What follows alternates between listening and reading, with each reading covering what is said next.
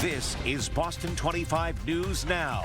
25 investigates sharing never-before-seen video and images of the Fall River fire that claimed the lives of 10 people. I'm Carrie Kavanaugh. Here's your top 3 at 3. Video obtained by 25 investigates shows the moments the deadly fire began to spread. We examined this with a local fire prevention expert, and he says it's clear recalled sprinkler heads in the home never discharged any water. Haverhill's police chief resigning about 24 hours after being placed on paid leave.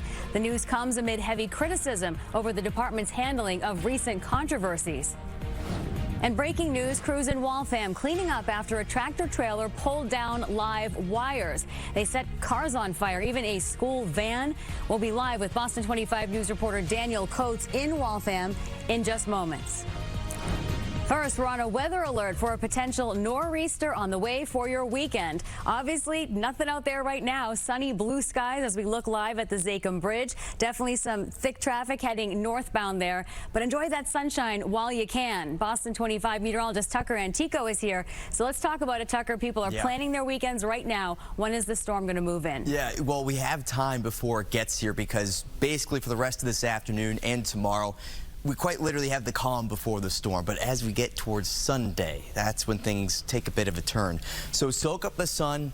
I know it's cool outside, but throw on a sweater or a jacket and enjoy what we have right now, because we're not going to see a lot more sun over the next several days. This evening is going to be cooler, but not quite as chilly as we saw last night. In fact, some spots were in the 20s overnight.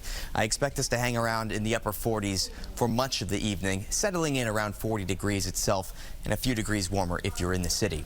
That chance for rain, though, as mentioned a moment ago, increases quickly as we head into our Sunday, and that is going to remain a big threat, at least the threat for heavy rainfall Monday and Tuesday. So we're going to break down exactly what you should be prepared for as we look at this upcoming storm. All right, and with the nor'easter moving in for the weekend, make sure you have the Boston 25 weather app downloaded on your phone. You'll get the latest alerts and can track the rain using our interactive radar, and it's free. Getting answers, uncovering the truth. Boston 25 News investigates. For the first time since the tragic Fall River fire that killed 10 people, 25 Investigates is taking you inside the home. We've obtained new video and images showing how quickly the fire spread inside that assisted living facility. We can also show you the devastating aftermath, including charred sprinkler heads that experts say never went off. Sunday, July 13th. A fire starts on the second floor of the Gabriel House in Fall River. The fire alarm goes off. Some residents of the assisted living facility begin to wander the halls, uncertain of which way to turn. Ring video shared with 25 Investigate shows how within minutes, smoke overtakes those halls, soars through the main lobby, and spills right out the front door as 2 workers scramble out as well. 10 people lost their lives that night. Dozens more were injured. 3D imaging, also shared with 25 Investigates, shows the aftermath of the fire that quickly spread. There's a lot we're not showing. Personal effects, clothing, photographs, out of respect for the victims, survivors, and first responders. But it's hard to miss the walls and ceilings left blistered by intense flames, a wheelchair abandoned in a charred-out hallway, and sprinkler heads inside and outside the room where the fire started burned too. But noticeably, something on the sprinklers remains very much intact. What do you see right there? That's still intact, so that seal was still in place. So it doesn't appear that we had any water discharging from that sprinkler because that seal was in place. Brad Cronin's the Avon Assistant Fire Chief. He's also a member of the National Fire Protection Association, serving on the committee that deals with residential sprinkler installation. The fire is typically doubling in size every minute. He examined the videos for us. The damage we saw in that fire, the fatalities we saw, you know, that was a fire that was indicative of not being controlled by sprinklers. As 25 Investigates has reported, the Gabriel House contained sprinklers that were part of a nationwide recall 24 years ago, but these were never replaced. The recall involves central fire sprinklers with O-ring seals. According to the federal recall order, the sprinkler heads could corrode, affecting the rubber O-ring seals, meaning they wouldn't activate in a fire. Owner of the Gabriel House, Dennis Etzkorn, said in a written statement back in August, the sprinkler system was recently inspected. Quote, the most recent inspection was done on July 8th, 5 days before the fire, and the system was reported to be in working order. In my experience in fires I've been to in residential settings with sprinklers, when they operate properly, is the fire's contained into the room of origin. Giving people, especially vulnerable residents with limited mobility, valuable time to get to safety. 25 Investigates contacted the sprinkler inspection company Fire Systems, Inc. of North Dartmouth. In a written statement, a spokesperson said this: FSI has conducted periodic inspection and testing of the Gabriel House fire alarm and sprinkler system in accordance with its service agreement, applicable standards of the National Fire Protection Association, and local requirements. Detecting recalled parts is not a required inspection item, and the responsibility for properly maintaining the sprinkler system does fall to the property owner. Still, Cronin says a thorough inspection should detect corrosion, damage, and if parts under recall are identified, the inspector needs to notify the owner in writing. I think the key takeaway is sprinklers save lives. So does emergency planning and training.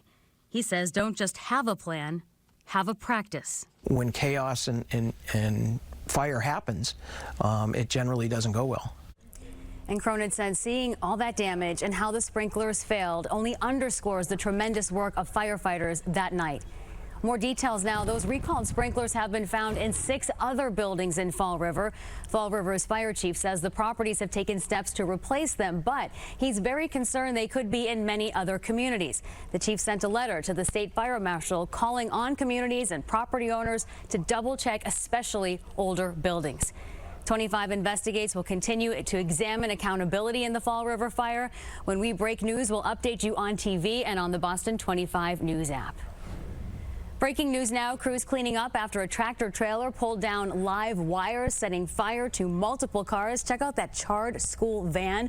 Boston 25 News reporter Daniel Coates live at that scene in Waltham. Daniel, 4 hours later, the vehicles are still smoldering.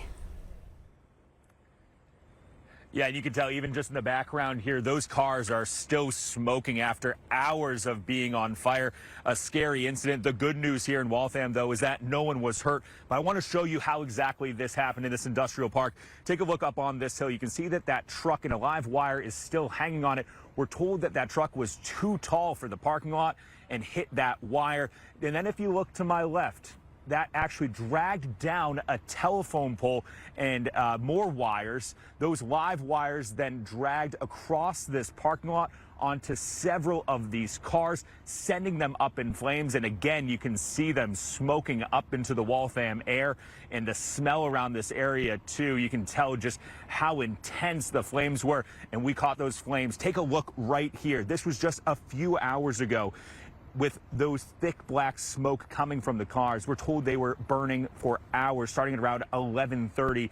Thankfully, again, Carrie, no one was inside. Now, at this hour, those cars are still sitting in the parking lot off Taunton Pond Road here, sitting right outside the Milestone Day School, just a few feet away. Fire crews told us they had to evacuate students through a different exit in the back. Now, there are also businesses nearby. Many are still waiting inside for Eversource to shut off that power. I just actually spoke with the fire department here a couple of minutes ago. They tell me that they're working with Eversource. These wires that you see right behind me are still live, and you still have plenty of people inside the school, inside nearby businesses that are waiting to come out to their cars and waiting to go into their weekend until this power in these wires is shut off. We'll continue to stay on top of this story and tell you when Eversource is going to shut that off, but it is still an active scene here in Waltham. On scene in Waltham, I'm Daniel Coates for your local station, Boston 25 News. Taking necessary precautions there, Daniel. Thank you. Let's take a live look now at the Western Wall in Jerusalem. This Friday night, a special one for prayers as people gather for the first time since the Gaza peace plan was approved by the Israeli cabinet. Now a live look at the nation's capital. President Donald Trump expected to return to the White House any moment now. He is set to speak around 5 o'clock from the Oval. We'll be watching to see what he has to say about the ceasefire. The Gaza peace plan comes only days after the 2-year anniversary of the October 7th Hamas attack. The Israeli military says its forces have withdrawn to the agreed-upon lines for the first stage of this ceasefire.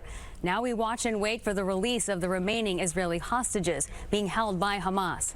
Officials believe there are 20 who are still alive. Obviously, bringing the hostages homes it's been a priority for President Trump for a very, very long time. אני מבקש להודות לנשיא טראמפ. I wish to thank President Trump for his global leadership and his tireless efforts in formulating the plan for the release of the hostages. U.S. troops are heading to the region. About 200 will be in Israel to oversee the implementation of the peace deal. President Trump says he expects them all to be freed by Monday or Tuesday.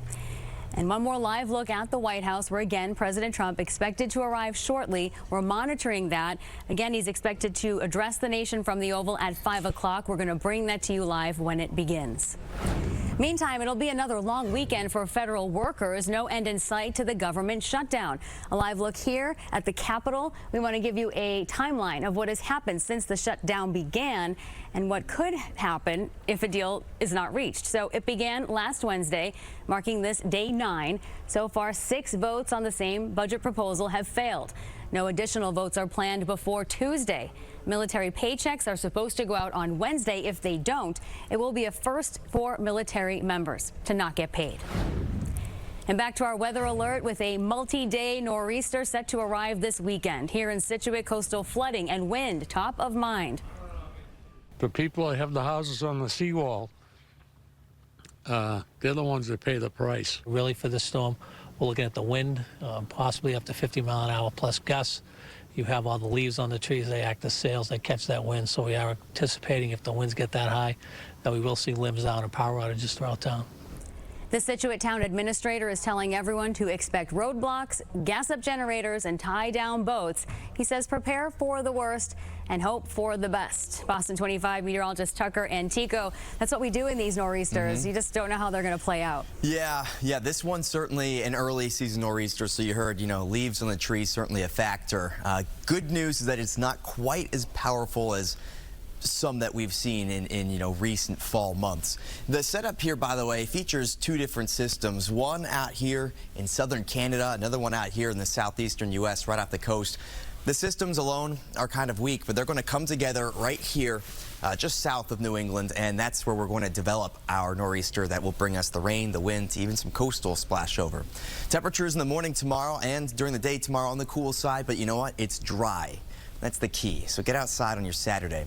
Looking ahead towards Sunday, Monday, even Tuesday, we are on weather alert, mainly for that rain, but also the wind, of course. And it's just going to be a very big nuisance, this storm, beginning in the later hours of Sunday and continuing through Monday. Rain, wind, and coastal flooding, as mentioned, all concerns. And we're going to break down the timeline of this and where you may be more impacted than others coming up in my next forecast. See you then, Tucker. Still to come, there's no fighting in fundraising unless you're these women, how their skills in the ring are paying off for charity. Another live look at our nation's capital amid the government shutdown. Congressman Seth Moulton joining us live shortly to talk about the impacts for people in Massachusetts and where those negotiations stand. Heavy criticism continues amid the resignation of Haverhill's police chief, what the Gigliotti family is calling for. A big truck